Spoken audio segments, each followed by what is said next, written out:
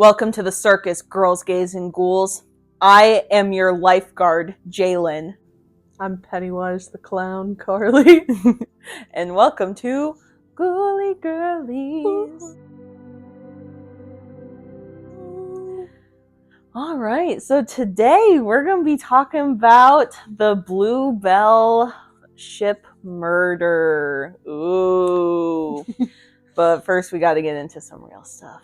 The disclaimers. Oh, yes. So, something that we need to talk about with this case in particular is that we do have a living victim. Now, this is an important thing to talk about because this is a person that can see what we're talking about and see our comments. So we're going to be, of course, very respectful, as we always are, with whether our people are passed on to the next life or not. But we are dead serious right now. These are a lot of real people, but we have a person that's living that can absolutely see this. So I'm not going to see no crazy. Do we understand that? No crazy. Yeah. Is there anything I'm forgetting in that? Our theories are theories. Is it a solved case? Like, is there someone that was arrested? It's solved. Our theories are theories, and everyone is innocent until proven guilty in a court of law. Mm-hmm. That's a fact. I will say, too, before we start, I am terrified of the ocean.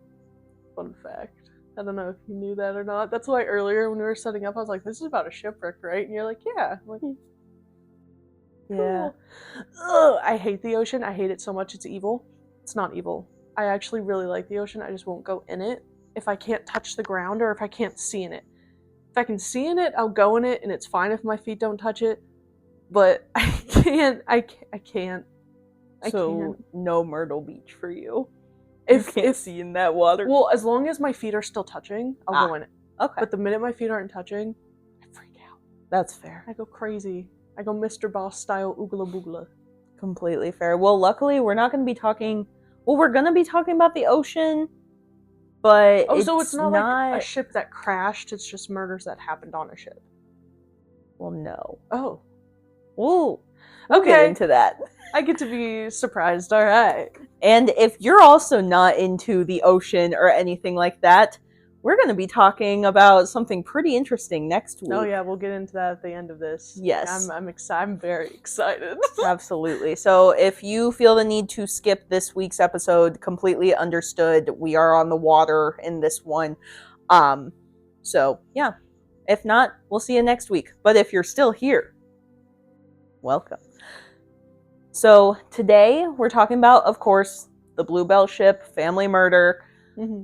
Very interesting case because there is also, as kind of media says, the Sea Orphan, which is going to be kind of our main character of this case. So it was November 1961. Wow, okay. So kind of more recent than what I was thinking in my head. Yeah. And then you said there was a survivor. I was like, oh, 1800s easy. Yeah, our survivor is alive, well, and she's chilling. Like, she's living a pretty good life right now. Good for her. So, yeah. November 1961, Mr. Arthur Duperalt, and I'm sorry if I am pronouncing this name wrong. Don't come for me. Mr. Arthur Duperalt, he is kind of our family lead here. He's the father. He has always loved the ocean, nature, the forest. He loved to go on hikes with his children. And he got a pretty good job. He got a pretty decent raise. Mm-hmm. I believe it was accounting. Yeah, he was a pretty decent family man. He was very close with his wife and children. Mm-hmm. So his wife is Jean Duperot, and she is pretty chill. There's not too much information about her, unfortunately, but first of all, I am going to say she was gorgeous. Really? She was a very gorgeous woman, like and not just with looks, but her heart was very gorgeous too. Like, they raised these kids to have very good family values, as far as I could see. That's sweet. Absolutely. And then Arthur was 40 during this time. Jean was 38. And then we have 3 children. So Brian, he was 14 at the time. Terry Jo, who was 11 at the time. Terry Jo, I like that name. That's cute. Right? And then Renee, who was 7 at the time. One thing I will say with Renee, though, people call her a baby when they report on this case, but she was not a baby. She was born in, I think it was 57? She's like 4 or 5. She was 7 during this. Oh, okay. So my math's way off. My math's way off. 53. Something like that, yeah. The 50s. She older. wasn't a baby. No, that's not a baby. So I don't know why people report on her calling her a baby. Maybe just saying the baby of the family. Maybe that's how the survivor would talk about her. Yeah. So that's our family. And it's kind of a regular family vacation. Arthur says to his old buddy Julian Harvey, and he's like, hey, I want to take my family on this trip. I just got so-and-so amount of money. This is the budget. Can you make this happen? It is kind of dicey how Arthur and Julian know each other. Some say that they were previous coworkers. Some say that they were just friends. But basically, they knew each other well enough to where Arthur could call Julian up and say, hey, can you drive this boat for me and my family? Okay. Yeah, and Julian was like, you know what? Yeah, I absolutely can do that. And how about my wife come along because she's a great cook, so it can be even more of a vacation for you guys. Fun. Yeah, and some things to know about Julian and Mary Dean, who was his wife. He was part of the Navy for a while, but then he was weirdly discharged from the military. It wasn't an honorable discharge. Oh, so he was just like booted out? Kind of, but he still left on his own terms. He was still chill with them, but the only thing I can think of with that is that he did something that was dishonorable, but they had a good enough relationship with him that they were like, just resign, go. Yeah, it was something to that effect. He served in World War II. Oh, wow. He did about 8.5 years, so that's about a good amount of time to leave on your own term. Because doesn't the military go by 4 years? Yes. Yeah. So, and I also couldn't really find what branch he was. So I think I said the Navy by accident. Yeah. I assumed it was the Navy. Yeah. But he served on land in World War II. So probably not the Navy. Yeah. I mean, maybe. Who knows? Maybe he just wasn't fully in the military, and that's why his discharge is weird. I don't know. But basically, I tried to figure it out, and I couldn't figure it out. Maybe I just don't know what I'm reading. Very plausible. But English is a hard language. That's true. I know a pretty good amount with the military, just because. But whatever. Yeah, me too. Who cares? Yeah. So, but basically, I don't know enough as a 22-year-old in 2025 to understand the military in 1961. That has never served either, to note.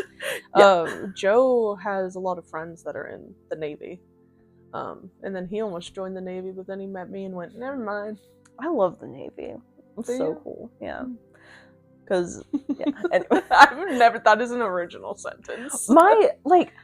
The people that I would work with at the veteran shelter that I used to work at, the 2 types of people that would have the best to say about the branch that they were at were the people in the Navy and the people in the Air Force. So Air Force, I've heard, is a really good branch. But yeah, every person that I took care of when I worked at the nursing home that was in the Army all would stare at the ceiling in PTSD trances, so I didn't really get much out of them. But I know 2 of them that I took care of fought in the Marines, and they never wanted to talk about anything having to do with it. And I'm like, ooh. Yeah. None of the guys at the shelter that I can remember were in the Marines. Really? Yeah. The Marines only person. Is crazy. Yeah. The only person that I know of that was in the Marines at the shelter was a worker. So I guess that just says the different amounts of discipline, but that's not what we're talking about here. No, but. So he didn't know what branch he was in. No, okay. And so yeah, he was a veteran of some sort. He was very knowledgeable of the sea, and it's important to note that he was in the military just to kind of talk about survival skills. Oh, okay, cool. So they had a 12-day trip. It started the 1st of November, and then November 12th, they were still having a great time, but at that point, they didn't even have a set date to be done. Arthur just basically said, yeah, we're done. We can go back home now. And they were sailing across the Bahamas for this period of time, and then Julian was just like, okay, let's take you guys back to Miami.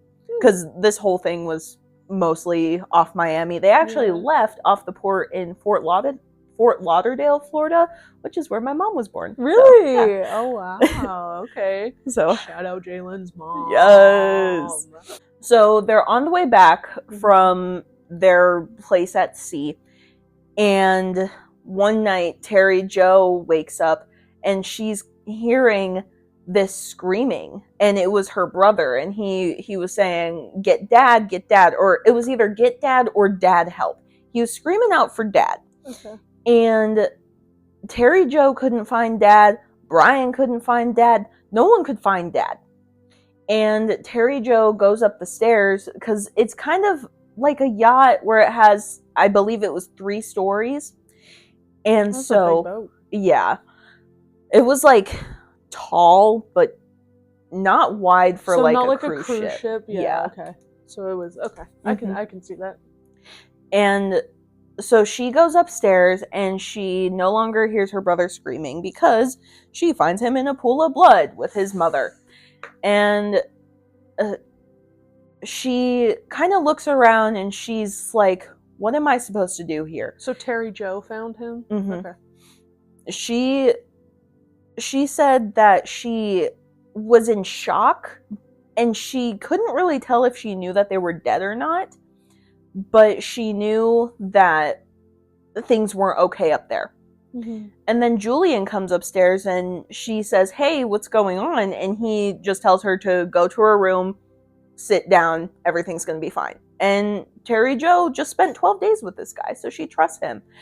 And she goes to her room, and she's sitting there for a while, and she looks on the ground, and she sees that water's filling up in her room. So she gets up to go out to be like, hey, Julian, the ship is sinking.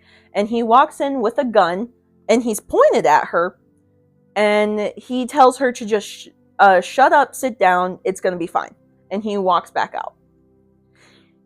And at this point, Terry Jo's kind of like, well, what do I do at this point? She's seeing the water start to rise up, and she's sitting on her bed, just kind of shocked, like, what am I supposed to do right now? And she still has no idea where her dad is, no clue where her little sister is, and the wife isn't really relevant at this point, so she's not wondering where she is. She is sitting there, and then she noticed that her mattress is getting wet, and she's like, okay, fine, I don't want to be dealing with this mattress being wet anymore. I'm going to go upstairs and I'm going to see what's going on. And at that point, Julian had fled the ship. And so she's looking around to see kind of what's going on, and she found Julian out in a life raft boat, but it's a lifeboat. A lifeboat. Yeah, she found him out there, and I haven't found anything saying that Terry Jo saw him with her sister, but it was reported that he did have her. And this is important because Terry Jo can't say if the sister was alive or not by the time he had her with him on that boat. But this is where like the two perspectives get kind of annoying, so I don't want to jump back and forth too much, so we're going to just follow Julian for a moment. Okay. So Julian sails away on his little lifeboat. Terry Jo called out to him and was like, hey, can you let me on? This boat's sinking. Right. Help me. Right. And he, I believe, just ignores her and just sailed away. Ugh. And he's floating back over to Miami at this point, and he has Renee, and he is calling out to the United States Coast Guard, and he's like, hey, there was a shipwreck, I need your guys' help. I had this baby, but she's not okay anymore. And they kept referring to her as a baby, so I don't know. And they take the baby. They take Renee, who is not a baby, And she's already deceased, but she had a life vest on, so it was clear that he was trying to help her. He gets taken away by the Navy's reserve, and they're investigating the entire thing to see if there was foul play. He said that there was a huge storm and he was trying to get out of there with everyone. The ship sank, and the only person he could save was Renee. And how was she dead? We don't know. And so they're kind of believing him, and they're kind of chill with him for a little bit. But then when you investigate a little bit, you notice that little Julian Harvey took out a $100,000 life insurance policy out on his wife. Can I interject really quick? One, I knew just by you mentioning him, he was going to be the main villain. Because I'm like, this ex-military guy just is fine taking his family on a trip with no end date. He's got something planned. So, Terry Jo's our survivor, I'm assuming. Okay. Yeah. Okay. So, Terry Jo finds... I'm just trying to get my facts straight right now. She finds her brother and mom dead. Or at least hurt. In a pool of their own blood. Okay. Yeah. And then Julian locks her in her room. It's filling up, so she didn't see Julian's wife. She didn't see where her dad went. And then she just saw Renee on the lifeboat. Damn. Okay. Well, we don't know for a fact if she saw Renee on the lifeboat. We just know that he brought her. We just know that Julian had brought Renee. Why wouldn't he have brought Terry Jo? Because she's old enough to snitch, I'm pretty sure. Because Terry Jo's 11 at this point. And that's also why I'm confused as to why everyone's calling this child a baby. Yeah, because the baby would have been old enough to snitch. Yeah, so that's why. Because when I was 7 years old, I for sure would have snitched. Yeah. And that's, of course, why she showed up with him dead. Oh, that breaks my heart. Do they know how she died, or are you going to get into that later? No? Couldn't find out. I'm sure that there's a report. Yeah. And I'm assuming strangulation of some sort, but an autopsy would have figured that out. So that is a loose end on my end. I'm not sure if it's just because media and all of the other reporting is so focused on our survivor that they kind of omitted that information. Okay. Yeah. Or maybe they didn't want to make it public. It didn't matter. Yeah. Or, I mean, it matters, but it doesn't matter that the public knows. Okay. But that's something I would want to know is how did Renee die? Yeah. What happened? So, yeah. Because obviously if Renee had a gunshot wound, he would have gotten arrested. They would have found that ship. Yeah. And it would have been over. Right, exactly. But... Because he has it under the guise that it was a storm. So he either drowned her or... But even with... strangulation, you can see the marks, right? Yeah. So I'm assuming he drowned her. Yeah. And then, okay. And he was saying that she died of, hypothermia. Hypothermia. Yeah. So he's making this claim. It's believable at this point. So he's still a free man. And so the boat sinking was November 12th. He gets to land November 13th. And then, so they're still kind of questioning him, seeing what's going on. And with his wife having the life insurance policy, you'd be like, yeah, that was just a coincidence. No. This was his second wife. And his first wife died of a fiery car accident. Guess what? Only 1 month after he took out a life insurance policy on her. And... this was not this man's first time committing insurance fraud. Okay, I have 2 questions. One, what does it mean to take life insurance out on someone? What does that mean? Exactly. I have an idea, but I'm not sure if it's different in the 60s, but basically, the long story short understanding is just you can get life insurance on your spouse, and if anything happened to them, and they die, you get the money after you pay so much amount. Got it. So it's not like the wife did it herself, he did it. Okay.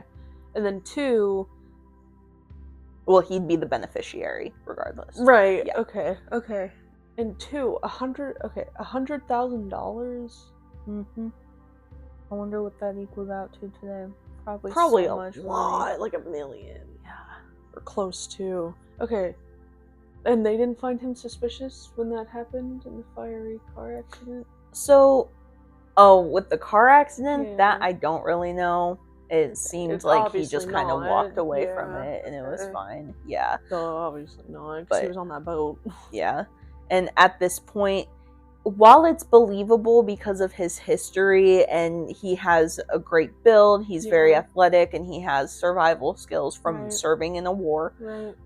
it's believable that he could get onto a lifeboat and sail away from a sinking ship. But it's raising some eyebrows because these people are like, hey, you have this history. Yeah, right. We're keeping you. We're keeping you. Now we're going to shift gears back to Terry Jo. Okay. Back to November 12th. Okay. So she's kind of freaking out. Julian just sailed away. She has no idea what to do. And at this point, the boat's sinking so deep that even the top deck's got some water. And she remembers about a cork float that was on the ship. And so she grabs that cork float and tries to sail on it, but it's tied to the ship still. And so she's trying so hard to unravel this, and it's completely pitch black outside, so she can't see anything. I'm so sorry. No, it's okay. I hate that image. But it was the Bahamas, so it was warm. She gets it untied, and she's sailing on this raft. Well, it's like a cork raft. So to give you some good imagery, it's cork, circle, and then netting. So it's kind of like a bed that she's able to float on. Heck yeah. Yeah. I will admit I was picturing just a very large cork from like a wine bottle. That's what I imagined at first. Okay. I was like, how is she hugging this okay, thing? now I'm gonna ask the question. So, since it's the Bahamas, and he's saying she died of hypothermia? Oh yeah, that doesn't make any sense. But luckily, the series of events was only in 4 days, and they knew exactly what happened at 4 days later. Dude, that's awesome. Or maybe it was winter in the Bahamas, and that's colder. I don't know. Yeah. Or maybe, oh yeah, it was winter. Oh, there you go. It was November. His case was resolved so fast that I guess they just didn't really think about. That's fine. Yeah. I'm sure they probably were suspicious of him off the get-go. So. Yeah. Alright. And so Terry Jo is floating on this raft for 4 days. And basically she's seeing these airplanes and ships, and they are technically rescuers, so they would be technically looking for her. But a problem with the raft that she was on is that it was white, and she was also in white clothes, and so with the waves, it looks like Yep. Gotcha. Okay, so she just looks like part of the waves crashing into each other. Yeah. And so she's floating along for these few days, and eventually she is just getting really out of it. She's super dehydrated, super hungry, and she realized she couldn't fall asleep because every time she fell asleep, she would dream about her parents. And this dream that she had was really sad. It was her seeing her parents on a runway, and part of the ocean became part of the runway, and all she had to do was like walk up to them and she'd be with them. So some say she was likely dying too. Probably. Sounds kind of, like when people get hypothermia, they're like freezing to death and they have warm dreams. That's what that sounds like. When you get a cold dream, just like you're warm and stuff like that. That's what that sounds like. Oh yeah. Yeah.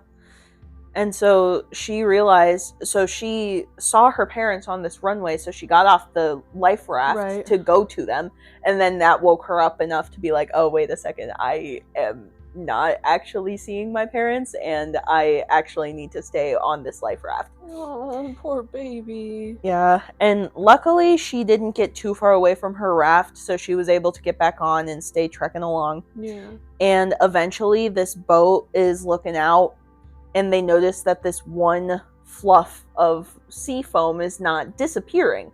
He's like, wait a second, guys, what is this? And so they rescue her and they bring her to land. And while they were interrogating Julian, they were like, hey, there's a survivor. And Julian kind of played it off like, oh, that's awesome. Fantastic. I can't believe that. Excuse me. And at this point, he's not enough trouble for them to keep him back in handcuffs. So he excuses himself out. And he's like, sorry, guys, I just need to go for a second. And I'm pretty sure he even said he was just going to go smoke a cigarette. He went out, he ordered a motel room down the street. And he committed. I hate it when they do that. I hate it. I knew that's where this was going. And even though I knew that's where this was going, I'm angry. Why? You're a coward. You're a coward. You killed a whole family. You killed your wife. You killed 2 of your wives. I'm calling it. This is a theory. He killed his first wife in a fiery car accident, and then he's in a hotel, motel, Holiday Inn. That's not fair. Terry Joe, we got you. We got you. I'm angry for you. We're with you, and we support you. 100%. Why are they always cowards? Why? They're disgusting. When did they find his body then? They found his body the next day. Oh. So, sequence of events. Ship sank November 12th. Julian is on land in Miami November 13th. Terry Joe is rescued November 16th. Julian is dead November 17th. Jeez. Yeah. And then Terry Joe goes into a coma for like 4 days because she's exhausted and dehydrated. Yep. And I guess her kidneys weren't working. I'm sure she probably tried to drink seawater, if I had to guess, in desperation. And when you do that, it speeds up the process of killing you, pretty much, because it's just salt. Yeah. And she was so sunburnt that her lips were so swollen. It was so sad. Like, those pictures of her, you can tell in black and white how sunburnt she was. Yeah. I can feel it. I can feel it on my back. Oh. And she wakes up a few days later. She was only in the coma for 4 days. Wow. And she wakes up and she could tell them everything that she experienced. So she told them that she saw him with a gun.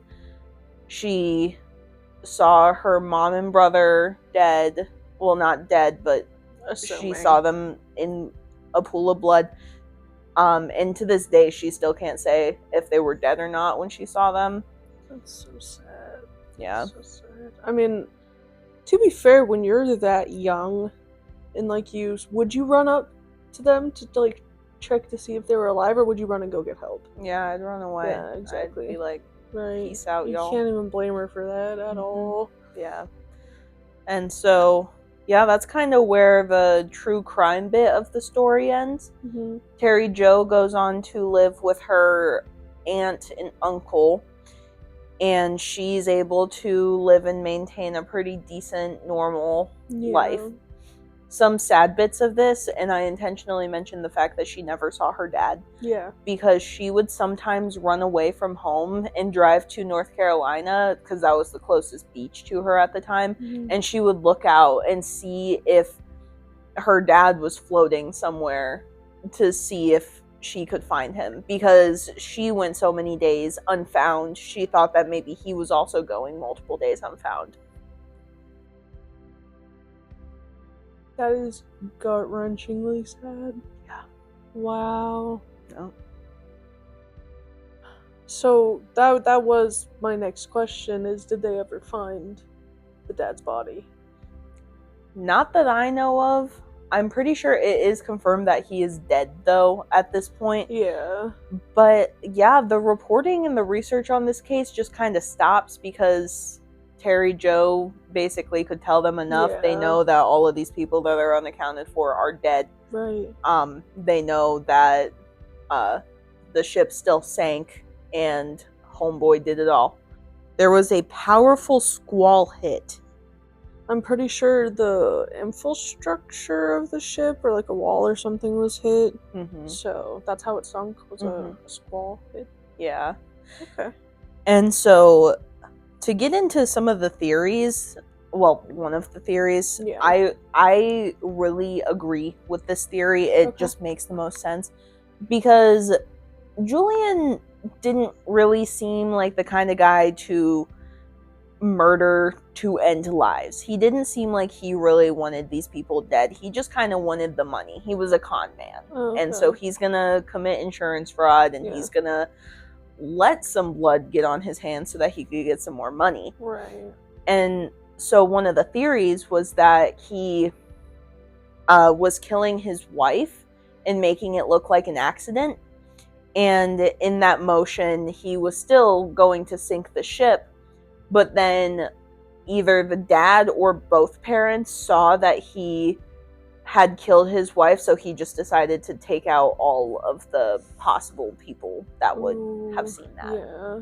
And to go with that theory, it seems like he deemed the brother to be too strong because he was a 14-year-old boy.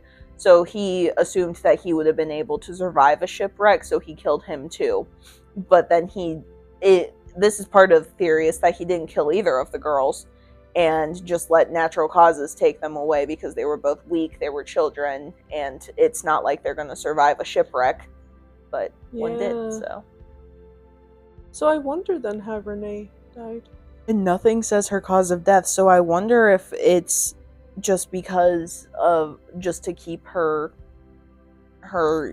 not her image, but her privacy or something like that. I can never She was find so it. young.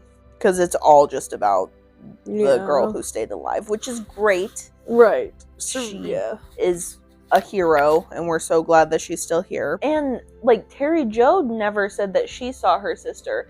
And if her sister's getting kidnapped at 7 years old, I'm sure she's gonna be screaming out for her sister. For sure. Yeah. So I feel like there's no way this girl is alive. No, he had to have done something to her to kill her first. Yeah.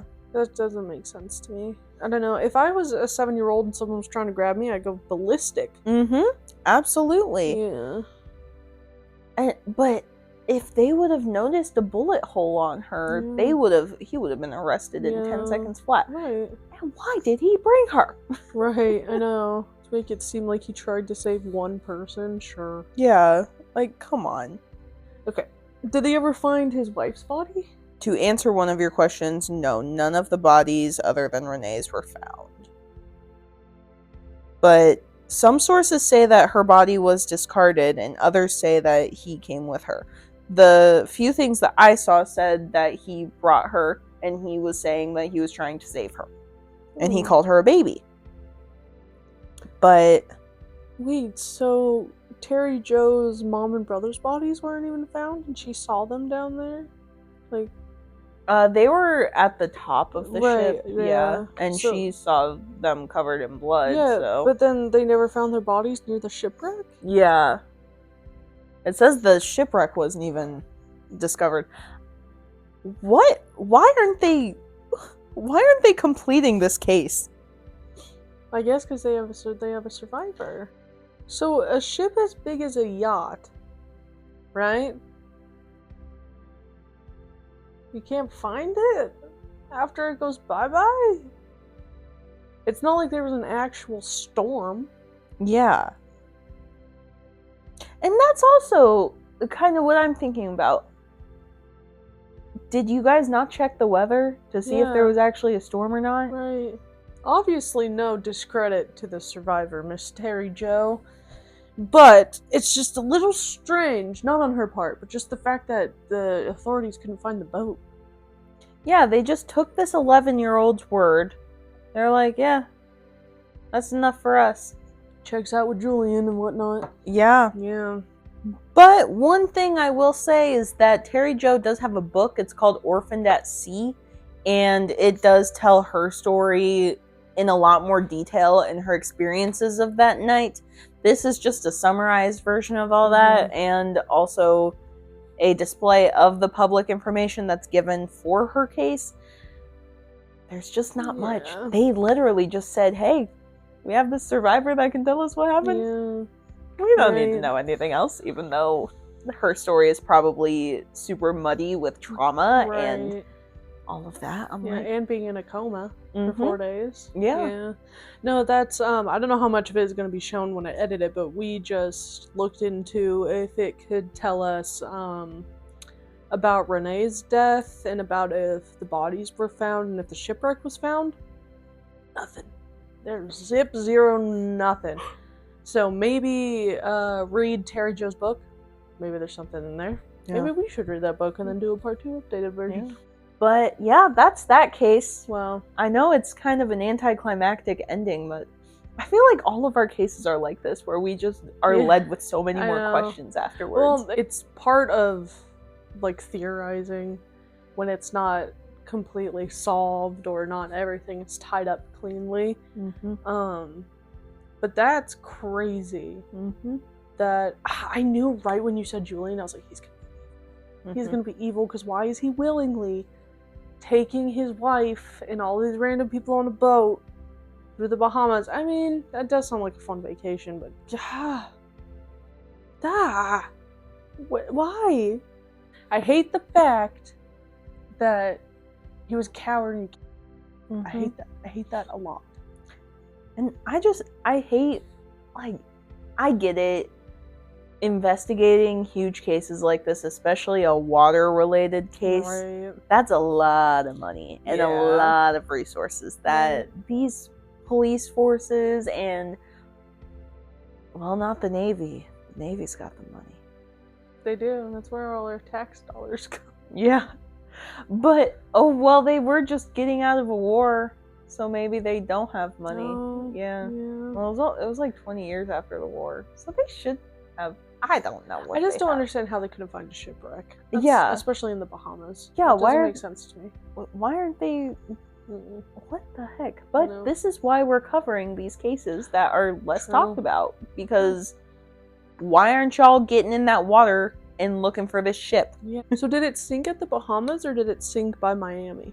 They were on the way from the Bahamas to Miami. Yeah, they were supposed to get to Miami the next day, so they weren't too far. Okay, I just didn't know how long he was on that raft with Renee. Yeah, he left at night and got there in the morning, so it wasn't. Not that long. Yeah. Okay. And so his timing was very intentional too. He was far enough, far enough off the coast to where no one would notice, but close enough to where he could get somewhere safely, and then it's nighttime and it's winter. Yeah, well, that was a very interesting case. Thank you for researching it. Absolutely. Thank you for your time. Yeah, I'm here. I live here. You guys like our lights? Yeah. And no baby this episode. That's true. Woo! He's out at work right now. He is. JJ is working. Yeah. Right now. He's in the mines. He's making money for us to be able to continue this podcast. If you guys don't subscribe, like, and comment, JJ is gonna have to keep working in the mines, and he's gonna have black lung by the time he's 5 months old. You have 1 month to like, subscribe, and comment before my baby gets black lung. So your liking, commenting, and subscribing can save her baby. My baby. That you don't even know. But you have to save him. Please save him. Oh, next week, we're doing a little special. So instead of true crime, well, I guess it'll be kind of still true crime. We're gonna do a ghost episode. Ooh. Boo. I just peekabooed. We'll probably talk about some of our experiences we've had, some haunted places. Yeah. It's gonna be spooky ooky. We're gonna have fun. So join us if you like ghosts. Or if you don't like ghosts and you want to tell us in the comments we're dumb for believing in them. If you don't like ghosts, why are you here? Why are you here? How'd you get to this end of the video if you don't like ghosts? Our profile picture is literally 2 ghosts with hearts. Yeah. What are you doing here? Why are you listening to us? Thank you. Thank you. But Go why? away. Just kidding. We love you. We Stay. need you. Please stay and support us so we can get her son out of the mines. He needs out of the mines, guys. Call 1-800-GET-JJ out. That's way too long for a phone number.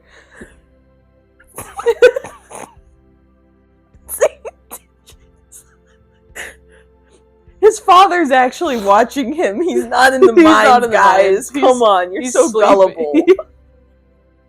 Fucking dumbasses. He's not even in the mines. He can't even walk.